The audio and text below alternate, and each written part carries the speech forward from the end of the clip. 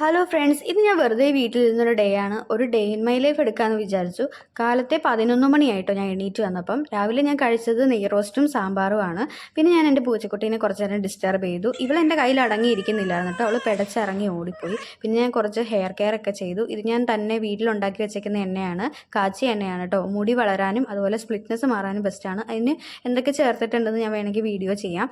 ഇത് നക്ഷത്രപ്പൂവാണ്. ഒരുപാട് നാൾക്ക് ശേഷം വീട്ടിലുണ്ടായതാണ്. പിന്നെ അവിടെ ഇരുന്ന മൽബറിയൊക്കെ ഞാൻ പറിച്ച് കഴിച്ചു. നിറച്ച് ഉറുമ്പായിരുന്നു, അതൊക്കെ ഞാൻ കൊട്ടിക്കളഞ്ഞിട്ട് ഞാൻ തട്ടിയത്.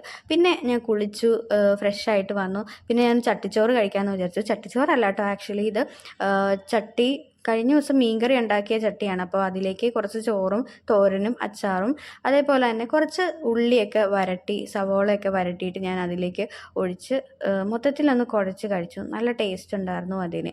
പിന്നെ ഇതാണ് എൻ്റെ അമ്മ വാങ്ങിച്ചു തന്ന ഓണക്കോടി. ഒരുപാട് ദിവസമായിട്ട് വീട്ടിലിരിക്കുമായിരുന്നു.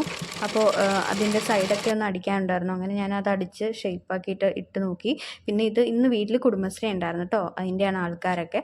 പിന്നെ അമ്മ വീടിൻ്റെ അടുത്തുള്ള കടയിൽ നിന്ന് കുറച്ച് പലഹാരമൊക്കെ വാങ്ങിച്ചുകൊണ്ട് വന്നു. അങ്ങനെ ഞാനും പൂച്ചക്കുട്ടിയും അമ്മയും കൂടെയും കൂടിയിട്ടിരുന്നിട്ട് ചായയൊക്കെ കുടിച്ചുകൊണ്ടിരിക്കുമായിരുന്നു.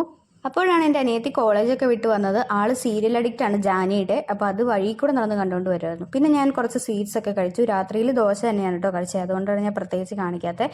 അവസാനം ഞാനൊരു ഉപ്പിലിട്ട നെല്ലിക്ക കൂടി കഴിച്ചു. അപ്പോൾ ഇത്രയേ ഉള്ളൂ എൻ്റെ day in my home. Bye bye.